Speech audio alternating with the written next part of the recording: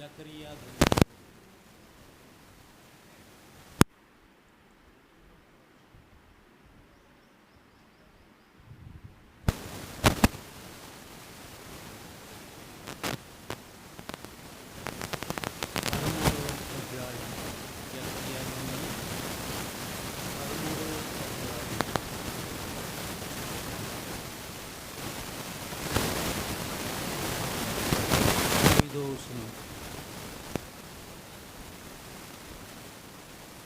వాడు నేను ప్రవక్తన కాను, బాల్యముననే నన్ను కొనిన యొకని యొద్ద సేద్యపు పని చేయువాడనై ఉన్నానని, నీ చేతులకు గాయము లేనని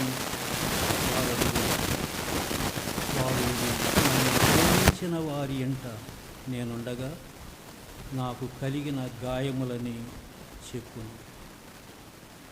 ఖడ్గమా, నా గొర్రెల కాపరి మీద, నా సహకారి మీద పడుము. ఇది సైన్యములకు యెహోవా అధిపతి యెహోవా. గొర్రెలు చెదరిపోవునట్లు కాపరిని హతము చేయి. ఈ చదివిన వాక్య భాగములో చాలా పూర్వకాలములో ప్రవక్తగా ఉన్నటువంటి జకరియా యేసుక్రీస్తు వారు పాపుల కొరకు లోకానికి వస్తాడని, అందరి కొరకు ఆయన గాయపరచబడతాడు అని, ఆయన చేతులు పాదాలలో గాయాలు పొందుతాడని, మనకు గొప్ప రక్షణ కలిగిస్తాడు అని జకరియా ప్రవచించి 6వ వచనములో మనము చదివిన మాట 5లో, సేద్యపు పని చేయువాడు. యేసుక్రీస్తు వారు సేద్యపు పని చేసేవాడు. ఆయన మహాదేవుడయుండి ఈ లోకానికి వచ్చి మన కొరకు పని చేసినవాడు. నీ చేతులకు గాయములేమని వారు అడుగగా, వాడు ఇవి నన్ను కనిపించినవా అని వారి ఎంట నేనుండగా నాకు కలిగిన గాయాలని. దేవుడు లోకమునెంతో ప్రేమించెను అని సువార్తల్లో ఉంటుంది. లోకముని ఎంతో ప్రేమించి లోకం కొరకు తన కుమారుని పంపాడు. యోహాను సువార్తలో ఉంటుంది ఆ మాట. కుమారుని లోకానికి ఎందుకు పంపాడు? సేద్యపు పని చేయటానికి పంపాడు. తండ్రి తన కుమారుని పంపించి లోకానికి, తన కుమారుని సేద్యపు పనిలో గాయాలు పొందుకున్నాడు ఆయన. యెషయా గ్రంథం 1వ అధ్యాయం 6వ వచనములో ఒక వచనం ఏముంటుందంటే, అరికాలు మొదలుకొని తల వరకు స్వస్థత కొంచెమైనను లేదు అని ఉంటుంది. ఎక్కడ చూసినా గాయములు, పచ్చిపుండ్లు, అవి కట్టబడలేదు, తైలముతో మెత్తన చెయ్యబడలేదు అని ఉంటుంది. ఆ గాయములు ఎవరి గాయములు, ఎక్కడి అంటే మన గాయములే. పాపాత్ములమయ్యుండి అనేక పాపముల చేత గాయపడిపోయిన వారం. ఎక్కడ చూసినా పచ్చిపుండ్లు, గాయములు, పిండబడలేదు, తైలముతో కట్టబడలేదు. మన దేహము, మన హృదయము గాయాలతో నిండి ఉంటే మన గాయములను మాన్పించటానికి ఆయన చేతులు గాయపడ్డాయి. నీ చేతులకు గాయములేమని వారు అడుగగా, ఎందుకు ఈ గాయాలు పడ్డాయి నీకు? నేను ఒకని యొద్ద సేద్యం చేయటానికి వచ్చాను. ఆ సేద్యం చేసేటప్పుడు పడిన గాయాలు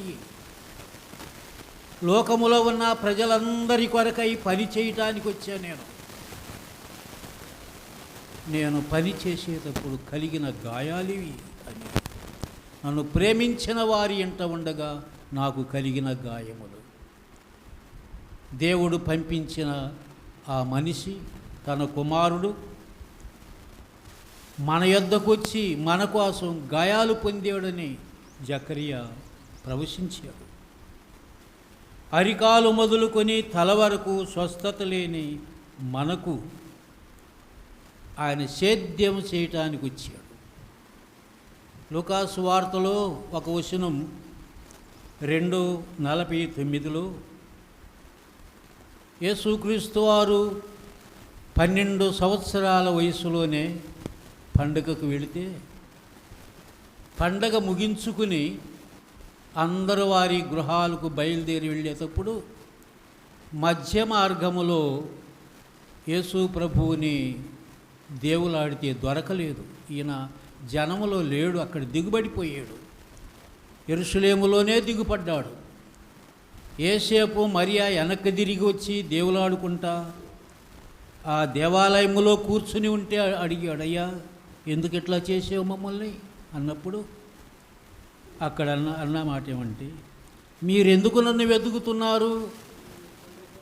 నా తండ్రి పనుల మీద ఉండవలెనని మీరు ఎరుగరా అంటాడు. చిన్ననాడే తండ్రి పని కొరకై ఆయన నిర్ణయించబడ్డాడని ఆయన ఎరిగి చెప్పుతున్నాడు. తండ్రి పని ఏంటి? తండ్రి ఏం పని చేయమన్నాడు ఆయన్ని? తండ్రి లోకం కొరకెళ్ళి ప్రజలందరి కొరకై నువ్వు పని చెయ్యాల, ప్రజలందరి కొరకు నువ్వు సేద్యము చెయ్యాల. కష్టమైన పని అది. ప్రజలందరికీ సేద్యము చేసే పనిలో గాయాలు తగులుతాయి, దెబ్బలు తగులుతాయి, ప్రమాదం కలుగుద్ది. అయినా అన్నిటికీ నేను ఒప్పుకొని నేను సేద్యగాడనగా పని చేస్తానని ఒప్పందమై లోకానికి వచ్చాడు యేసుప్రభు. లోకానికి పంపబడిన వాడు మన కొరకు సేద్యం చేయటానికి. నేను నా తండ్రి పని మీద ఉండవలెనని మీకు తెలియదా? అప్పుడే 12 ఏళ్ళప్పుడే తండ్రి పని ఆయనకి తెలిసిపోయింది. తండ్రి పని మీద నేను ఉండి పని చేసి నా చేతులకు పాదాలకి తలకు దేహమంతా గాయాలు పొందాలని అప్పుడే ఆయనకు తెలిసిపోయింది.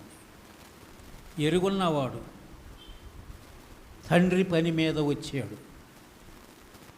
తండ్రి పని ఏంటి అంటే, తన సృష్టిలో ఉన్న వాళ్ళందరూ అరికాలు మొదలుకొని తల వరకు గాయాలతో నిండిన పాపాత్ములై ఉండగా, పాపపు డాగులు, పాపపు గాయములు అవి కట్టబడని ఆ గాయములను కట్టడానికి, బాగు చేయటానికి ఆయన చిన్ననాడే సమర్పించుకున్నాడు. ఆ తండ్రి పని మీద వచ్చినప్పుడు ఆయనకు తగిలిన గాయములు, ఆ చేతులు గాయములేంటి? నీ గాయాలు అంటే, నన్ను ప్రేమించిన వారి ఎంట ఉండగా నాకు కలిగిన గాయములు. యేసుక్రీస్తు దేవుడు మనల్ని ప్రేమించాడు. మనల్ని ప్రేమించి మన కొరకు తన కుమారుని పంపించినప్పుడు ఆయన పొందిన గాయాలు. ఇది మత్తయి సువార్తలో పాత నిబంధనలో జరిగించిన ప్రవచన వాక్యములు ఇక్కడ మత్తయి సువార్త 26 అధ్యాయములో 26 అధ్యాయం 31 వచనములో ఒక మాట చదువుదాం. యేసు వారిని చూసి, ఈ రాత్రి మీరందరూ నా విషయమై అభ్యంతరపడెదరు. ఎలయనగా గొర్రెల కాపరిని కొట్టుదును, మందలోని గొర్రెలు చెదరిపోవును.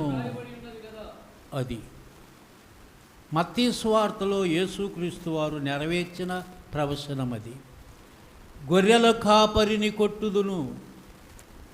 ఆయన మనకి కాపరి. ఆ కాపరిని కొట్టకపోతే ఆ గొర్రెలు చెదరిపోయినాయి. ఆయన్ని కొడితే మన ప్రభువుని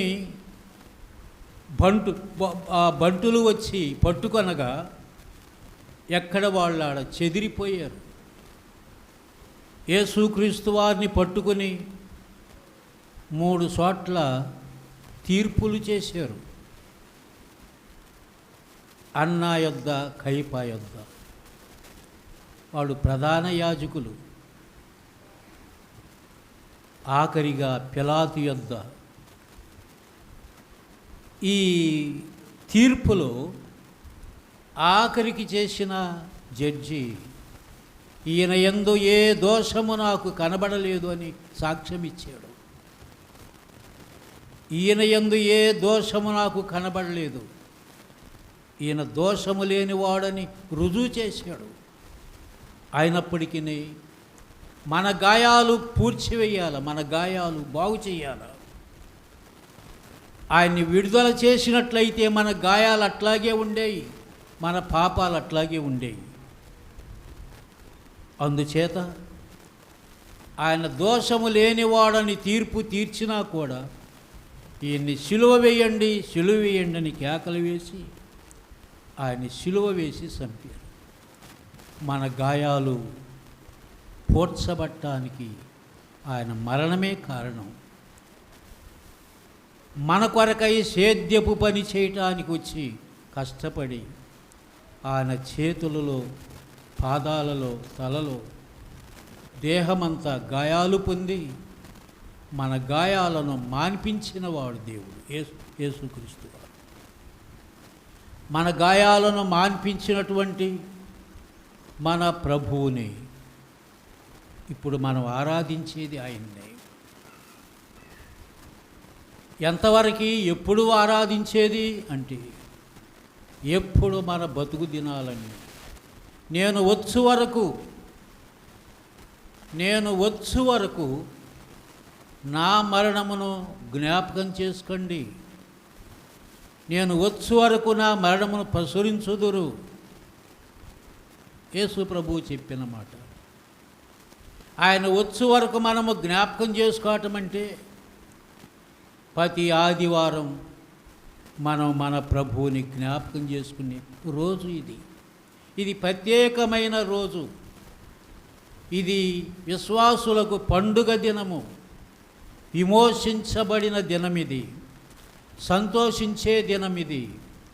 దేవుడు నా గాయాలను మాన్పినవాడు, మా పాపములను క్షమించినవాడు, నెమ్మది కలిగించినవాడు, మరణములో నుండి జీవములోనికి దాటించినవాడు అని సంతోషించే దినము. సంతోషముగా మనలను విడిపించిన వానికి స్తోత్రములు చేసే దినం. చాలామంది దీన్ని పోగొట్టుకుని దూరమైపోతూ ఉన్నారు. ప్రకటన గ్రంథములో ఉన్న వచనం 1:6లో మనలను ప్రేమించుసు తన రక్తము వలన మన పాపముల నుండి మనలను విడిపించినవాడు.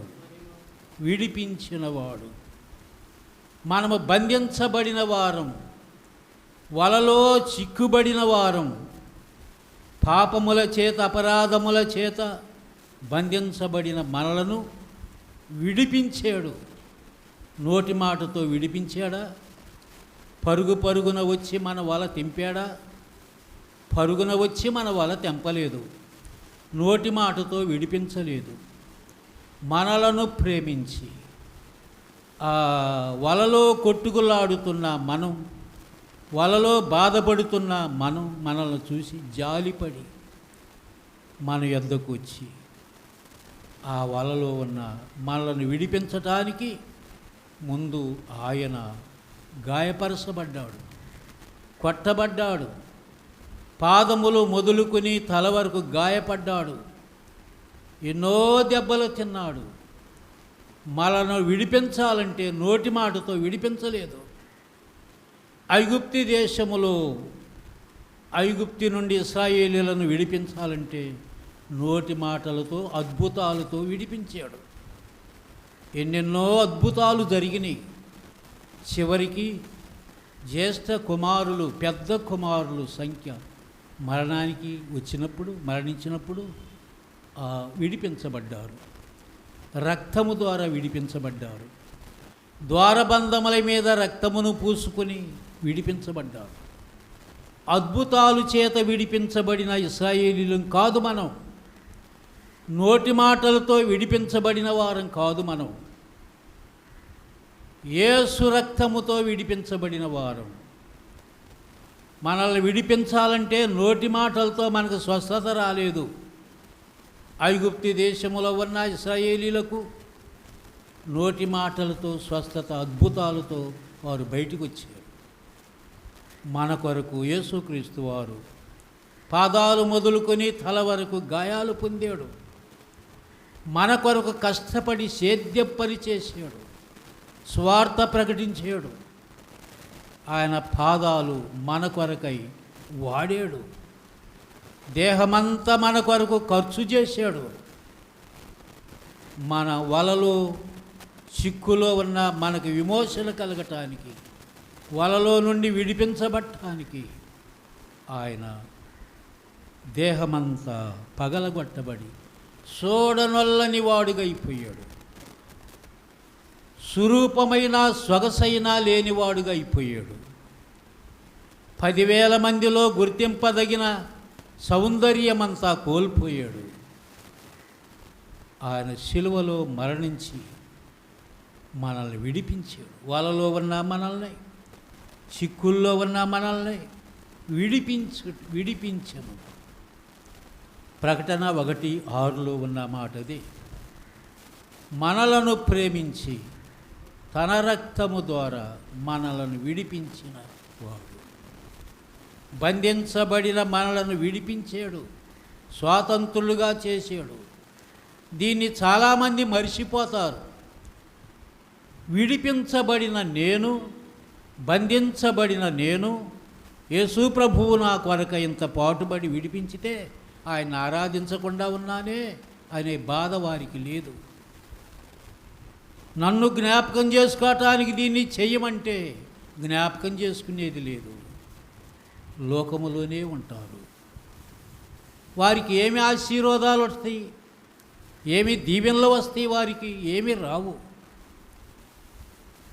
నీ చేతులకు గాయాలేంటి? ఏం చేశావు నువ్వు? ఆయన ఏం చేయలేదు, కానీ మన కొరకై గాయాలు పడ్డాడు, మన కొరకై దెబ్బలు తిన్నాడు, రక్తాన్ని కార్చి మన అపరాధముల నుండి విడిపించాడు. అపరాధముల చేత, పాపముల చేత సచ్చిన మనలను లేపి రక్షించి ఆయన బల్ల దగ్గరికి చేర్చాడు. అక్కడ కూర్చోటానికి మనకి యోగ్యత లేదు, అర్హత లేదు. యేసుక్రీస్తు వారు ఉచితముగానే ఆయన రక్తము ద్వారా మనకు అర్హత కలిగించాడు, మనకు విమోచన కలిగించాడు. మన కొరకు చేతులు, పాదములు గాయాలు పొందాడు. ఆయన మనకి విడుదల కలిగించి, మీరు విడుదల పొందారు కదా, నన్ను మరిచిపోవద్దు, మిమ్మల్ని విడుదల చేసిన నన్ను మరవకుండా నన్ను జ్ఞాపకం చేసుకోవటానికి దీనిని చెయ్యండి. నా గాయములు గుర్తు చేసుకోండి. ఈ గాయాలు లేకపోతే మీకు విడుదల కలిగేది కాదు. నేను చనిపోతే మీకు విడుదల కలిగేది కాదు. నన్ను జ్ఞాపకం చేసుకోవటానికి దీన్ని చెయ్యండి. ఇది నా శరీరం నలిగిపోయింది మీకోసం, నలగగొట్టబడిన దేహం ఇది.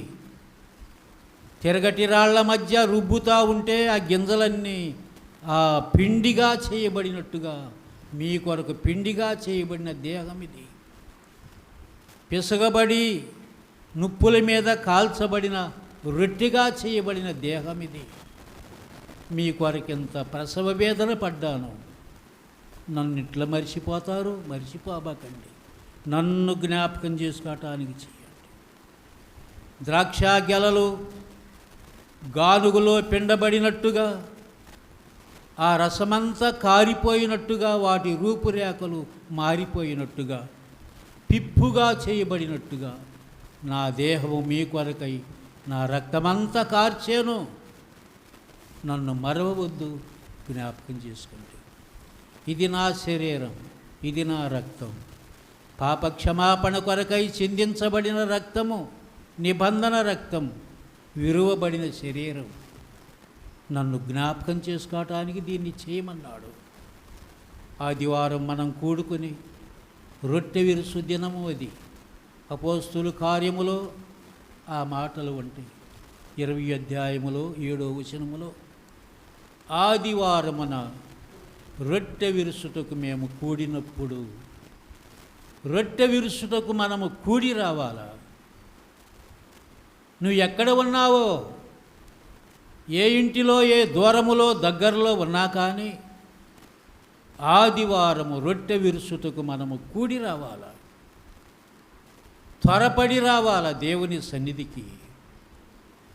ఆదివారము రొట్టె విరిసే రోజని చాలామందికి మర్చిపోతారు, అర్థం తెలియక నిర్లక్ష్యం చేస్తారు. భయం లేదు, భక్తి తగ్గిపోయింది, భక్తిహీనత ఎక్కువై మర్చిపోతారు చాలామంది. వారికి ఏమి దీవెనిస్తాడు దేవుడు? ఏమి దీవెనివ్వడు. ఆదివారమున రొట్టె విరుసులకు కూడినప్పుడు నా శరీరం, నా రక్తము రొట్టెగా రసముగా మార్చి మీకు నేను ఇచ్చేనే. నేను వస్తాను, మళ్ళీ తెలియకుండా వస్తాను. నేను వచ్చే వరకు దీన్ని చేయండి. ఇది నా ఆజ్ఞ. ఆజ్ఞాపించాడు ఆయన. ఆజ్ఞాతిక్రమమే పాపము, పాపము వలన వచ్చు జీతం మరణం. దేవుని ఆజ్ఞను మనము అతిక్రమించితే దీవెనలు ఎక్కడి నుంచి వస్తాయి? మనకి రావు. 119వ కీర్తనలో 4వ వచనములో ఒక మాట ఏముంటుందంటే, నీవు నా ఆజ్ఞలను గైకొనవలెనని నేను మీకు ఆజ్ఞాపించి తిని అంటాడు. ఆజ్ఞలు గైకొనాలని ఆయన ఆజ్ఞాపించాడు మనకి. ఆజ్ఞ అంటే అది ఇక తీసేయటానికి లేదు, బలమైన ఆజ్ఞది.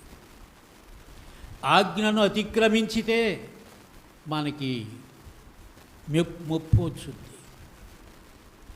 ఆజ్ఞాతిక్రమమే పాపం, పాపం వలన వచ్చే జీతం మరణం. నా ఆజ్ఞలను గై కొనవలనని మీకు నేను ఆజ్ఞాపించి తిని. దేవుడు ఆజ్ఞాపించిన ఆజ్ఞను మనము గై కొనాల. ఆదివారము రొట్టె విరుసుటకు మనము కూడి వచ్చినప్పుడు, ఇంకొక నాడు వెళ్ళొచ్చులే అనుకోవచ్చు, కానీ మన దీవెనలన్నీ వెళ్ళిపోతాయి. ఇంకొక నాడు మనకు రావయ్యి. సహోదరులైనా సహోదరులైనా, దేవుని నమ్ముకున్న వారు ఎవరైనా కానీ దేవుని ఆరాధనకు త్వరపడి రావాలా, తొందరపడి రావాలా. ఆయన బల్ల యొద్దకు వచ్చి మనము దీనులుమగా కూర్చుని, మనలను విమోచించిన మన ప్రభువు, మన కొరకు గాయపడిన ప్రభువుని, కొట్టబడి నెట్టబడి అవమానాలు పొందిన ప్రభువుని తలపోసుకుని ఆయనకు స్తుతులు చెల్లించి ఆయన ఇచ్చిన రొట్టె రసములో మనం పాలిభాగాన్ని తీసుకోవాలి. ఇది తీసుకోండి, ఇది తినండి, మీ కొరకు నేను ఇచ్చిన శరీరం ఇది, నా శరీరం, మీ కొరకు చిందించిన రక్తం ఇది. నేను వచ్చే వరకు చెయ్యండి, ఇక మధ్యలో ఆగటానికి లేదు. దేవుణ్ణి నమ్ముకున్నామని గబగబా వచ్చి నమ్ముకుని ఆదివారాలు మరిచిపోతే శాపం తెచ్చుకోవటమే కానీ దీవెన కాదది. దీవెన రాదు వాళ్ళకి. ఆయన వచ్చే వరకు ఉంటేనే రా, లేకపోతే రాకుండా ఉంటే బాగుంటుంది. నేను వచ్చే వరకు దీన్ని చేయండి అన్న ఆ ప్రభు ఆ మాటను మనం నిర్లక్ష్య పెడితే ఆయన మనల్ని కూడా నిర్లక్ష్య పెడతాడు. మనకే మేలు దొరకదు. కనుక ఇప్పుడు మనం చదివిన జకరియా గ్రంథములో నీ చేతులకు గాయాలేంటి? నన్ను ప్రేమించిన వాని ఎంట ఉండగా. ఎవరు ప్రేమించారు? మనం దేవుణ్ణి ప్రేమించలా, దేవుడే మనల్ని ప్రేమించాడు. దేవుడు లోకమును ఎంతో ప్రేమించి మన కొరకు తన కుమారుని పంపించి ఆయన మన ఇంటికి తీసుకుని వచ్చి మన కొరకు గాయాలు పొంది ఆ గాయముల ద్వారా మనకు స్వస్థత కలిగించాడు. ఆ గొర్రెల కాపరిని కొట్టినప్పుడు శిష్యులందరూ పారిపోయారు, ఒంటరిగా అయిపోయాడు. ఆయన తరపుగా నిలబడిన వాళ్ళు ఎవరు లేరు, ఆయనకి సపోర్టుగా నిలిచి మాట్లాడేవాళ్ళు లేరు. ఎవరు లేకుండా పోయి ఒంటరిగా నిలిచి ఆయన అందరి కొరకై సిలువలో ప్రాణమిచ్చినవాడు. మనం ఇప్పుడు ఆయన జ్ఞాపకం చేసుకునే రోజు, ఆరాధించవలసిన బాధ్యత మనకుంది. యేసు ప్రభువుని ఆ విధముగా ఆరాధించి ఆయన్ని ఘనపరిచి ఆయన్ని హెచ్చించి మన హృదయపూర్వకముగా ఆయనకు స్తుతులు స్తోత్రాలు చెల్లించి ఆ రొట్టె రసములో మనం పాలిభాగాన్ని తీసుకోవాలి. యోగ్యముగా నమ్ముకున్న వాళ్ళు, మారు మనసు పొందిన వాళ్ళు, బాప్తీసం పొందిన వాళ్ళు, మారు మనసు లేకుండా, బాప్తీసం లేకుండా, సంఘములో గుర్తు లేకుండా, గుర్తించబడకుండా ఆ రొట్టె రసము తీసుకోకూడదు. నమ్మని వాళ్ళు చెయ్యి వేయొద్దు. నమ్మి బాప్తీసం పొందిన వాళ్ళే ఆ రొట్టె రసాలు తీసుకోండి. మన కొరకై మరి విమోచించిన మన రక్షకుడైన ప్రభువుని ఈరోజు కూడా మనం ఆరాధించే భాగ్యం దేవుడు మనకిచ్చినందుకు మనమెంతో ధన్యులమని ఇప్పుడు మనం ఆరాధన చేసుకుంటూ ఆయన్ని ఘనపరుచుకుంటూ ఉన్నాం. ఇప్పుడు మనం ఆరాధనలోకి వెళుతున్నాము. ఆరాధనలోకి వెళ్తున్నాం.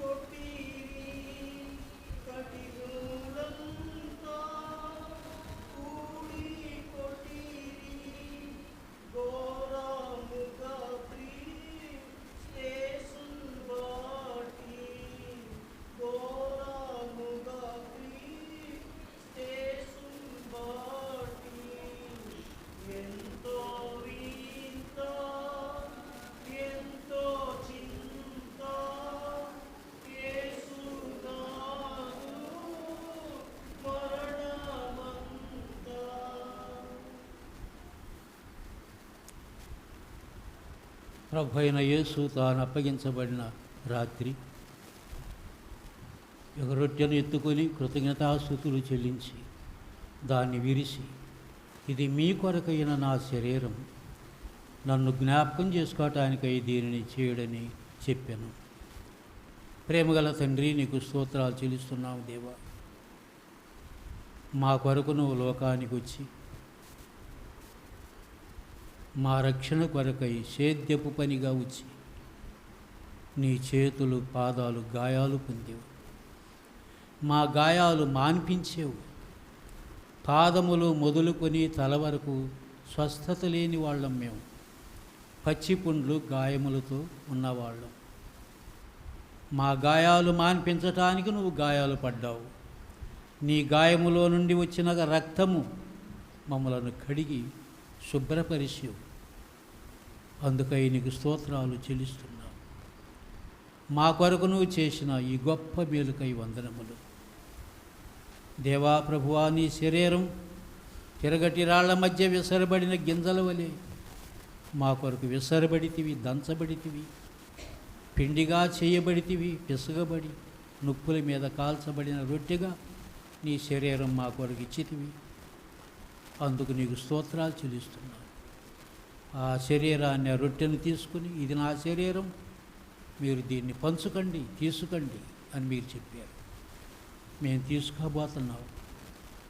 ఆ శరీరానికి సాదృశ్యముగా ఇచ్చిన రొట్టెను దీవించి ఆశీర్వదించి మాకు అందించమని యేసు నామమున స్తోత్రం చెల్లించి పంచుకుంటున్నాము తండ్రి.